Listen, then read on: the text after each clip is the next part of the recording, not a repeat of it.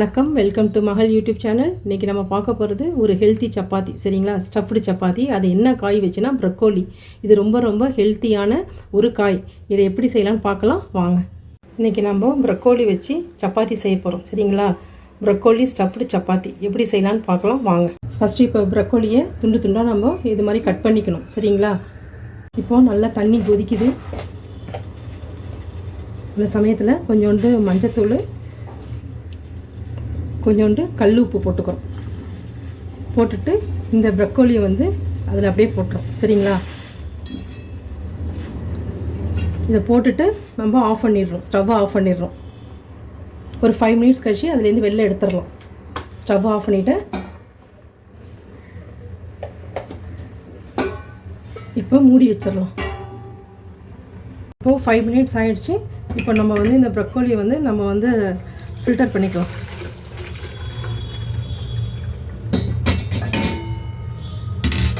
இது கொஞ்சம் நேரம் அப்படியே ஆறட்டும். இப்போது இந்த ப்ரக்கோலியை நம்ம மிக்ஸி ஜாரில் போட்டு கொஞ்சம் ஒரு சுற்றிட்டு வந்துடலாம். சரிங்களா, இதில் ஒன்றும் போட வேணாம், அப்படியே போட்டு ஒரு சுற்று மட்டும் சுற்றினா போகிறோம். இப்போ ப்ரக்கோலி ஸ்டஃப்டு சப்பாத்தி செய்கிறதுக்கு ஃபஸ்ட்டு நம்ம இப்போ சப்பாத்தி மாவு எப்படி செய்யலாம்னு பார்க்கலாம். அதுக்கு ஒரு 2 கரண்டி கோதுமை மாவு எடுத்துக்கிறேன்.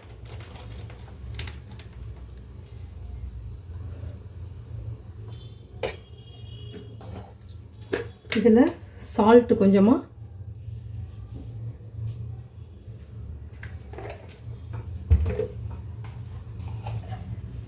கொஞ்சம் தயிர்,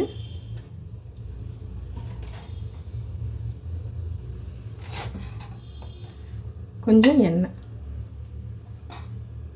இதை நல்லா நம்ம பிசைஞ்சிக்கணும். எல்லா மாவுலையும் இந்த தயிர்லாம் படுற மாதிரி எல்லாத்தையும் ஃபுல்லாக நல்லா பிசைஞ்சிக்குங்க. இப்போது நம்ம சப்பாத்தி மாவு நல்லா பிசைஞ்சிட்டோம். சரிங்களா, இது நல்லா ஒரு 10 மினிட்ஸ் நல்லா ஊறட்டும். ப்ரக்கோலி ஸ்டஃப்டு சப்பாத்திக்கு ப்ரக்கோலி எப்படி செய்யலாம்னு பார்க்கலாம் வாங்க. அதுக்கு ஃபஸ்ட்டு ஸ்டவ் ஆன் பண்ணிவிட்டு பேன் நல்லா சூடாகணும். இப்போது பேன் சூடாகிடுச்சு. அதில் ஒரு 1.5 ஸ்பூன் எண்ணெய் ஊற்றிக்கலாம். இப்போது எண்ணெய் சூடாகிடுச்சு. அதில் 1 ஸ்பூன் இஞ்சி பூண்டு பேஸ்ட் போட்டுக்கலாம். போட்டு நல்லா வதக்குங்க. நெக்ஸ்ட்டு வெங்காயம் நறுக்கி வச்சுருக்கேன். வெங்காயமும் பூண்டும். சரிங்களா, குட்டி குட்டியாக பூண்டு நறுக்கி வச்சுருக்கேன். சும்மா கொஞ்சமாக போட்டுங்க, வெங்காயமும் பூண்டும். அதை போட்டு நல்லா வதக்குங்க.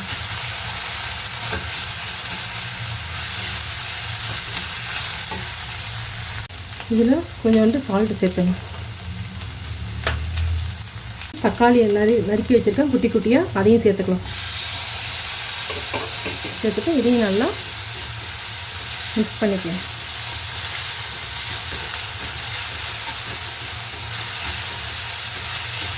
நல்லா தொக்கு மாதிரி ஆகும். சரிங்களா, ஏன்னா நம்ம சப்பாத்திக்குள்ளே வைக்க போகிறதுனால இது நல்லா மிக்ஸ் ஆகிருக்கணும்.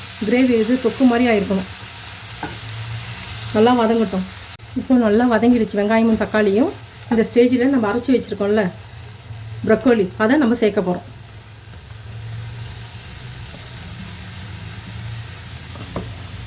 தண்ணிலாம் எதுவும் விட வேணாம். ப்ரக்கோலி மட்டும் போட்டு நல்லா கிளறி விட்டுருங்க.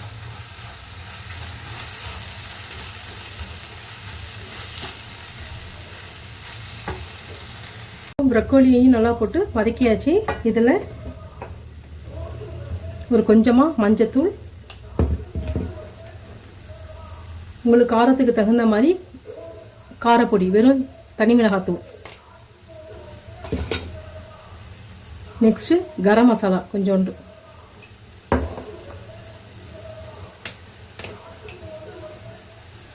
கொஞ்சம் பெப்பர் பவுடர், மிளகுத்தூள்.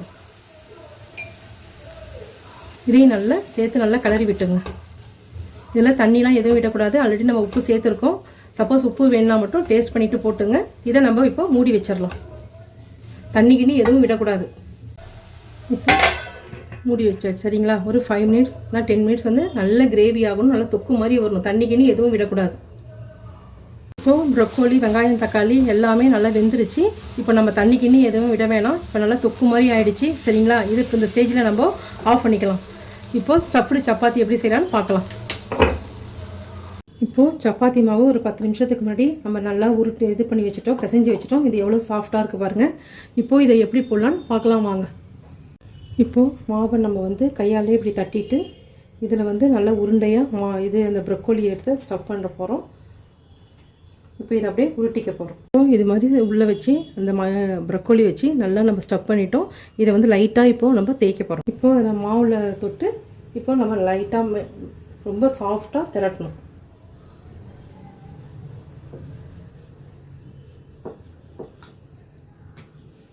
ரொம்ப அழுத்தக்கூடாது.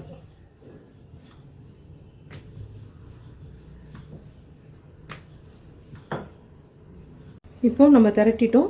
இப்போ இதை நம்ம ஸ்டவ்வில் போட்டு தவாவில் போட்டு எடுக்க போகிறோம். சரிங்களா? இப்படி வந்துருக்கு பாரு. இது கொஞ்சம் மொத்தமாக தான் இருக்கும். இப்போ இதில் வச்சுருக்கோம். இதை வச்சு அப்படியே மூட்டுறோம். ஃபுல்லாக கவர் பண்ணணும். இப்போது இதை உள்ளே வச்சுட்டோம். இப்போ இதில் மேல் மாவு பூசிட்டு நம்ம லைட்டாக திரட்ட போகிறோம். சரிங்களா? லைட்டாக திரட்டணும்.